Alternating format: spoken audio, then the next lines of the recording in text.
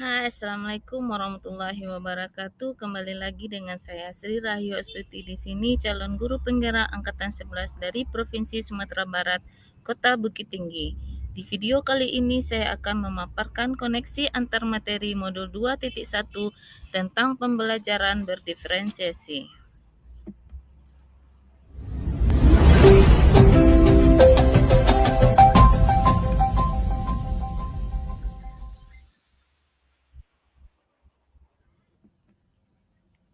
Apa itu pembelajaran berdiferensiasi?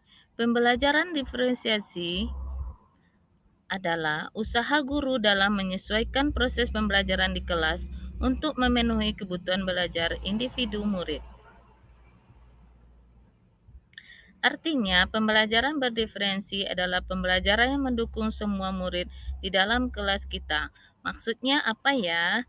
Kita harus mengingat bahwa setiap anak adalah unik. Mereka punya kelebihan dan kekurangannya masing-masing. Begitu juga dengan minat, gaya belajar, kebiasaan, pola pikir, kemampuan literasi, dan lain-lainnya. Masih berbeda, bukan? Nah, disinilah diperlukan usaha guru untuk dapat memenuhi kebutuhan belajar murid yang berbeda-beda agar mereka merasa nyaman saat belajar di dalam kelas dan tentunya tujuan pembelajaran dapat tercapai. Lalu, bagaimana caranya agar guru bisa dapat melakukan pembelajaran berdiferensiasi di dalam kelas? Agar guru bisa dapat melakukan pembelajaran berdiferensiasi di dalam kelas, guru harus memahami tujuan pembelajaran terlebih dahulu, selanjutnya mengetahui dan merespon kebutuhan belajar murid, menciptakan lingkungan belajar yang mengundang murid untuk belajar, melakukan manajemen kelas yang efektif, dan melakukan penilaian berkelanjutan. Berkaitan dengan kebutuhan belajar murid, maka guru harus memahami 3 aspek berikut. Yang pertama adalah kesiapan murid atau readiness. Kesiapan murid. Yang kedua adalah minat belajar murid. Yang ketiga, profil belajar murid. Kesiapan belajar murid. Guru harus mengetahui dan menilai pengetahuan awal untuk menentukan apa yang telah murid ketahui. Pada minat belajar murid, minat setiap anak pasti berbeda-beda. Minat adalah salah satu motivator bagi murid untuk terlibat aktif dalam proses pembelajaran. Dan yang ketiga yaitu profil belajar murid. Profil belajar murid berkaitan dengan lingkungan, budaya, gaya belajar, dan kecerdasan majemuk yang berbeda-beda antara anak yang satu dengan anak yang lainnya.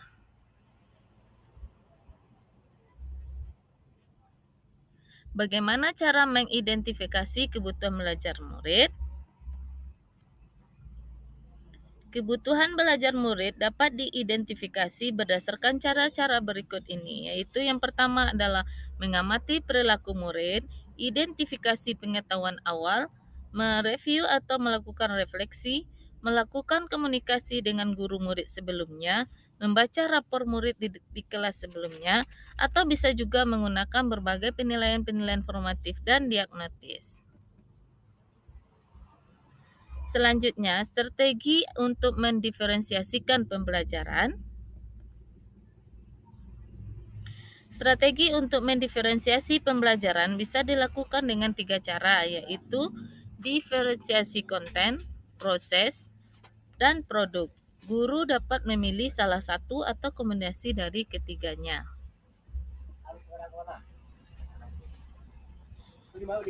Diferensiasi konten berkaitan dengan apa yang kita ajarkan, seperti materi konsep atau keterampilan yang perlu dipelajari berdasarkan kurikulum. Mendiferensiasi konten bisa dilakukan dengan membedakan pengorganisasian atau format penyampaian, bukan mengubah atau menurunkan standar kurikulum. Diferensiasi proses berupa kegiatan yang memungkinkan murid berlatih atau memahami atau memaknai konten dengan cara membedakan proses yang harus dijalani oleh murid. Diferensiasi produk berupa bukti yang menunjukkan apa yang murid telah pahami dengan cara membedakan atau memodifikasi produk sebagai hasil belajar murid, hasil latihan penerapan, dan pengembangan apa yang telah dipelajari. Lalu, adakah keterkaitan antara modul pembelajaran berdiferensiasi dengan modul-modul lainnya? Jawabannya tentu saja ada.